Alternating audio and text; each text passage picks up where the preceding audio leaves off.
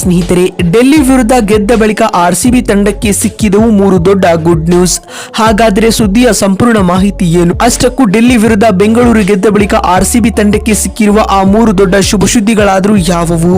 ಹೀಗೆ ಇದರೆಲ್ಲದರ ಬಗ್ಗೆ ಇವತ್ತಿನ ಈ ಒಂದು ವಿಡಿಯೋದಲ್ಲಿ ತಿಳಿಸ್ಕೊಡ್ತಾ ಹೋಗ್ತೀನಿ. ಹೀಗಾಗಿ ದಯವಿಟ್ಟು ಈ ವಿಡಿಯೋವನ್ನ ಕೊನೆವರೆಗೂ ನೋಡಿ ಸ್ನೇಹಿತರೆ. ಆದರೆ ಅದಕ್ಕಿಂತಲೂ ಮುನ್ನ ನೀವು ಕೂಡ ಆರ್ಸಿಬಿ ತಂಡದ ಅಪ್ಪಟ ಅಭಿಮಾನಿಗಳಾಗಿ ಈ ವಿಡಿಯೋವನ್ನ ನೋಡುತ್ತಿದ್ದರೆ ತಪ್ಪದೆ ಈ ಕೂಡಲೇ ಈ ವಿಡಿಯೋಗೊಂದು ಲೈಕ್ ಮಾಡಿ.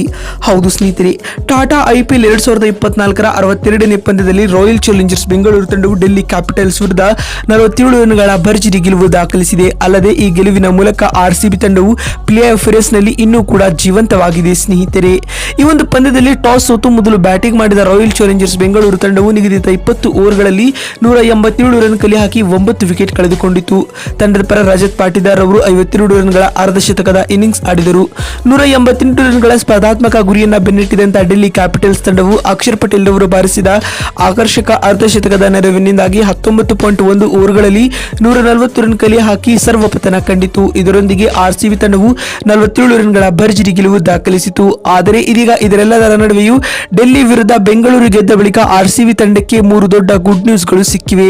ಹೌದು ಸ್ನೇಹಿತರೆ, ಆರ್ಸಿಬಿ ತಂಡಕ್ಕೆ ಸಿಕ್ಕಿರುವ ಮೊದಲನೇ ಒಳ್ಳೆಯ ಸುದ್ದಿ ಬಂದ್ಬಿಟ್ಟು ಅದು ಆರ್ಸಿಬಿ ತಂಡದ ಬೌಲಿಂಗ್ ವಿಚಾರವಾಗಿ. ಹೌದು ಸ್ನೇಹಿತರೆ, ಡೆಲ್ಲಿ ವಿರುದ್ಧದ ಪಂದ್ಯದಲ್ಲಿ ಆರ್ಸಿಬಿ ತಂಡದ ಬೌಲರ್ಗಳು ಗಮನಾರ್ಹ ಪ್ರದರ್ಶನವನ್ನ ನೀಡಿದ್ದಾರೆ.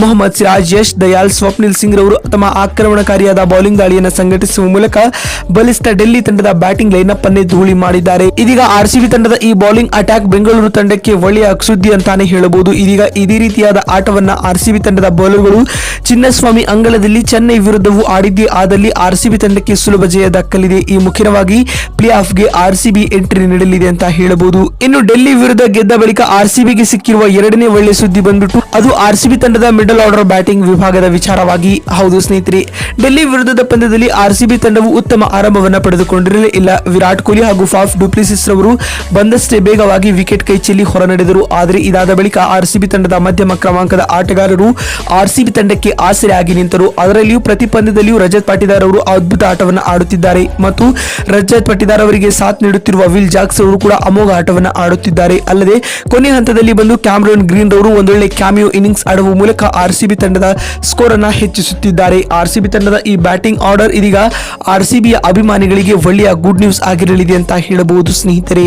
ಇನ್ನು ಡೆಲ್ಲಿ ವಿರುದ್ಧ ಗೆದ್ದ ಬಳಿಕ ಆರ್ಸಿಬಿಗೆ ಸಿಕ್ಕಿರುವ ಮೂರನೇ ಹಾಗೂ ಕೊನೆಯ ಗುಡ್ ನ್ಯೂಸ್ ಬಂದ್ಬಿಟ್ಟು ಅದು ಆರ್ಸಿಬಿ ತಂಡದ ಪ್ಲೇ ಆಫ್ ಆಸೆ ಇನ್ನೂ ಕೂಡ ಜೀವಂತ. ಹೌದು ಸ್ನೇಹಿತರೆ, ಡೆಲ್ಲಿ ವಿರುದ್ಧ ಆರ್ಸಿಬಿ ಗೆಲ್ಲುವ ಮೂಲಕ ಇದೀಗ ಅಂಕಪಟ್ಟಿಯಲ್ಲಿ ಒಟ್ಟಾರೆಯಾಗಿ 5ನೇ ಸ್ಥಾನಕ್ಕೆ ಜಿಗಿತ ಕಂಡಿದೆ. ಇದೀಗ ತನ್ನ ಕೊನೆಯ ಹಾಗೂ 14ನೇ ಪಂದ್ಯವನ್ನ ಚೆನ್ನೈ ವಿರುದ್ಧ ಆರ್ಸಿಬಿ ತಂಡವು 18 ಓವರ್ಗಳಲ್ಲಿ ಪಂದ್ಯವನ್ನ ಗೆದ್ದುಕೊಂಡಿದ್ದೇ ಆದಲ್ಲಿ ಆರ್ಸಿಬಿ ತಂಡವು ನೇರವಾಗಿ ಪ್ಲೇ ಆಫ್ಗೆ ಕ್ವಾಲಿಫೈ ಆಗಲಿದೆ. ಅತ್ತ CSK ಅಥವಾ LSG ತಂಡಗಳು ಕನಿಷ್ಠ ಒಂದು ಪಂದ್ಯವನ್ನ ಸೋಲಬೇಕು. ಹೀಗಾಗಿದ್ದಲ್ಲಿ ಆರ್ಸಿಬಿ ತಂಡವು ಪ್ಲೇ ಆಫ್ಗೆ ಸುಲಭವಾಗಿ ಎಂಟ್ರಿ ನೀಡಲಿದೆ ಅಂತ ಹೇಳಬಹುದು.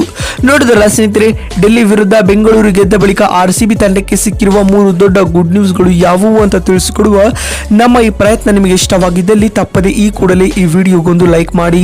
ವಿಡಿಯೋವನ್ನ ಇಲ್ಲಿವರೆಗೂ ನೋಡಿದ್ದಕ್ಕಾಗಿ ಧನ್ಯವಾದಗಳು. ಮತ್ತೊಂದು ವಿಡಿಯೋದಲ್ಲಿ ಸಿಗ್ತೀನಿ. ಅಲ್ಲಿವರೆಗೂ ನಮಸ್ಕಾರ.